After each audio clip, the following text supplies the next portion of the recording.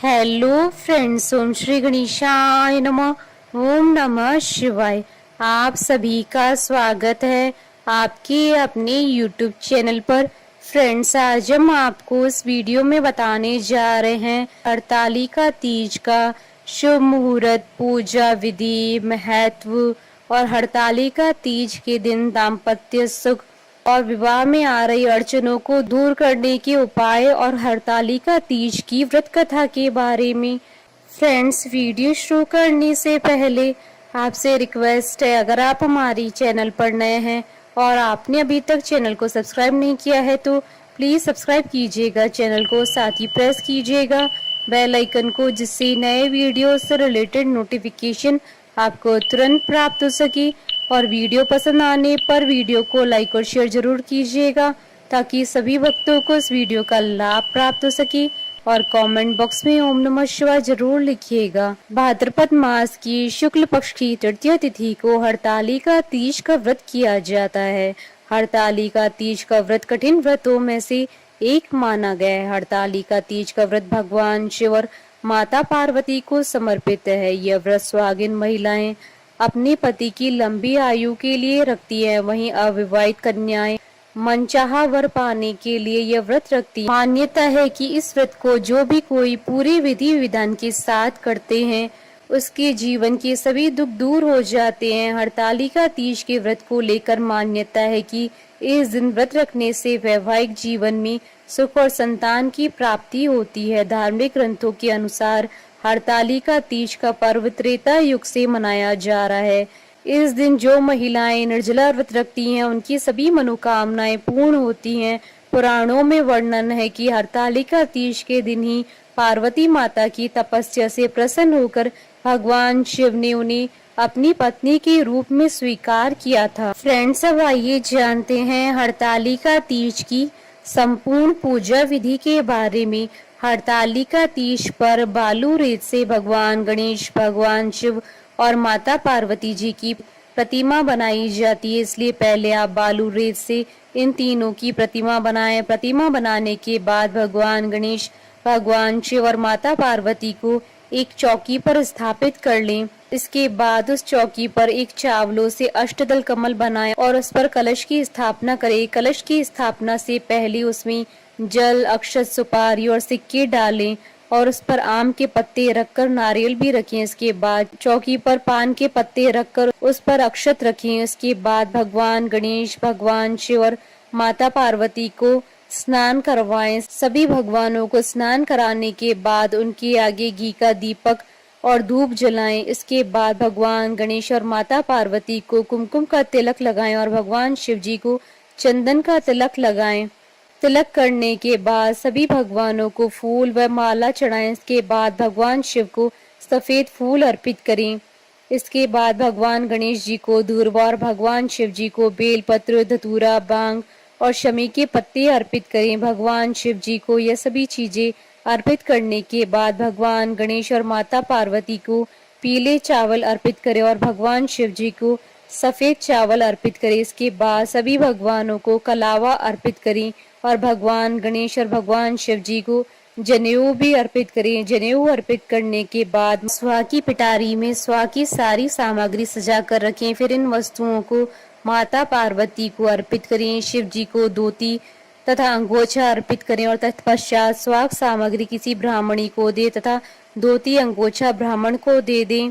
इस प्रकार भगवान गणेश, पार्वती तथा शिव जी की पूजन आराधना कर हरतालिका व्रत कथा सुने। तत्पश्चात सर्वप्रथम गणेश जी की आरती करें, फिर शिव जी और फिर माता पार्वती की आरती करें। भगवान की परिक्रमा करें। रात्रि जागरण करके सुबह पूजा के बाद माता पार्वती को सिंदूर चढ़ाएं, ककड़ी हलवे का भोग लगाएं, फिर ककड़ी खाकर उपवास तोड़ें। अंत में समस्त सामग्री को एकत्रित कर पवित्र नदी या किसी कुंड में विसर्जित करें। फ्रेंड्स, अब आइए जानते हैं साल 2024 की हरतालिका तीज के शुभ मुहूर्त के बारे में। हिंदू पंचांग के अनुसार साल 2024 में हरतालिका तीज का व्रत 6 सितंबर 2024 शुक्रवार के दिन है। भाद्रपद शुक्ल तृतीय तिथि प्रारंभ होगी 5 सितंबर 2024 को दोपहर 12:21 पर और भाद्रपद शुक्ल तृतीय तिथि का समापन होगा 6 सितंबर 2024 को दोपहर 3:01 पर। ऐसे में हरतालिका तीज का व्रत 6 सितंबर को रखा जाएगा और इस दिन व्रत रखकर भगवान शिव और माता पार्वती जी की पूजा होगी। इस साल की हरतालिका तीज पर 3 शुभ योगों का निर्माण होगा। इस दिन रवि योग, शुक्ल योग और ब्रह्म योग बनेंगे। तीज वाले दिन रवि योग सुबह 9:25 से शुरू होगा और अगले दिन 7 सितंबर 2024 को सुबह 6:02 तक रहेगा। इसके अलावा इस दिन शुक्ल योग सुबह से रात 10:15 तक रहेगा। उसके बाद से ब्रह्म योग शुरू हो जाएगा। व्रत के दिन हस्त नक्षत्र 9:25 तक रहेगा। उसके बाद चित्रा नक्षत्र प्रारंभ हो जाएगा। 6 सितंबर को हरतालिका तीज की पूजा के लिए शुभ मुहूर्त रहेगा सुबह 6:02 से सुबह 8:33 तक। यह मुहूर्त उन भक्तजनों के लिए है जो दिन में पूजा करते हैं। वैसे तो हरतालिका तीज की पूजा शाम के समय करते हैं। हरतालिका पूजा के लिए प्रदोष काल पूजन का समय रहेगा शाम 6:36 के बाद। प्रदोष काल में होने वाली पूजा रवि योग में होगी। हरतालिका तीज के दिन ब्रह्म मुहूर्त सुबह 4:30 बजे से प्रारंभ होकर 5:16 तक रहेगा। अभिजीत मुहूर्त सुबह 11:54 से दोपहर 12:44 तक रहेगा। फ्रेंड्स, अब आइए जानते हैं हरतालिका तीज के दिन किए जाने वाले उपायों के बारे में। हरतालिका तीज में माता पार्वती की पूजा की जाती है। पूजा के बाद आपको अपने हाथ से खीर बनाकर माता पार्वती को भोग लगाना है। इसके बाद प्रसाद रूप में वह खीर पति को खिलाएं। दूसरे दिन उपवास खोलने के बाद आप भी खाएं। इस उपाय को करने से दाम्पत्य जीवन में खुशहाली आती है। पूजा के बाद आप 11 नवविवाहिताओं को सुहाग की पिटारी भेंट करें। इसमें पूरा 16 श्रृंगार होना चाहिए। 5 बुजुर्ग सुहागनों को साड़ी और बिछिया दे, जोड़े से उनके पैर छुएं। हरतालिका तीज के दिन सुबह जल्दी उठकर स्नान करें, फिर शिव पार्वती के मंदिर में जाएं। मंदिर में शिव पार्वती को लाल गुलाब चढ़ाएं। मंदिर में ही भगवान शिव और नंदी को शहद चढ़ाएं। हरतालिका तीज में जब पूजा करें तब माता पार्वती को चुनरी चढ़ाएं और अपने हाथों से नथ पहनाएं। हरतालिका तीज के दिन शुभ मुहूर्त में पति से अपनी मांग भरवाएं। इसके बाद बिछिया पायल भी पहनवाएं। मान्यता है कि ऐसा करने से पति पत्नी के बीच प्यार बढ़ता है।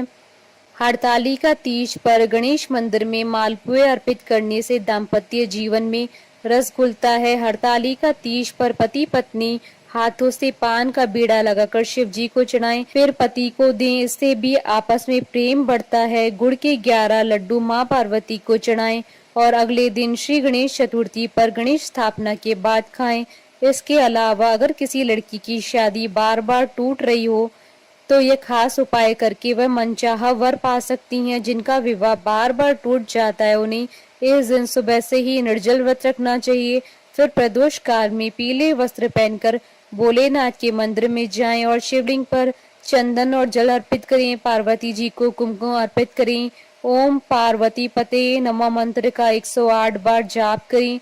माता पार्वती को चढ़ाया गया कुमकुम अपने पास रखें और स्नान करके इसका टीका लगाएं। फ्रेंड्स, अब आइए प्रारंभ करें हरतालिका तीज की पौराणिक व्रत कथा। एक बार भगवान शिव जी ने पार्वती जी को उनकी पूर्व जन्म का स्मरण कराने के उद्देश्य से इस व्रत के महात्म्य की कथा कही थी। श्री भोले शंकर बोले, हे गौरी, पर्वतराज हिमालय पर स्थित गंगा के तट पर तुमने अपनी बाल्यावस्था में 12 वर्षों तक अधोमुखी होकर घोर तप किया था। इतनी अवधि में तुमने अन्न न खाकर पेड़ों के सूखे पत्ते चबाकर व्यतीत किए। माघ की विकराल शीतलता में तुमने निरंतर जल में प्रवेश करके तप किया। वैशाख की जला देने वाली गर्मी में तुमने पंचाग्नि से शरीर को तपाया।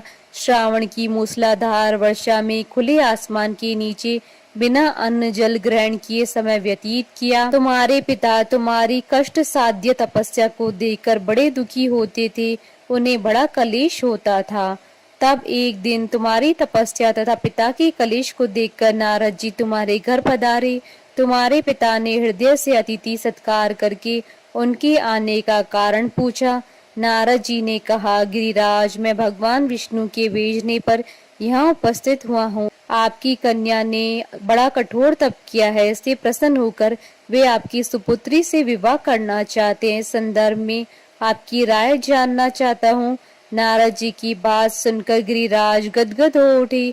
उनके तो जैसे सारे कलेश ही दूर हो गए।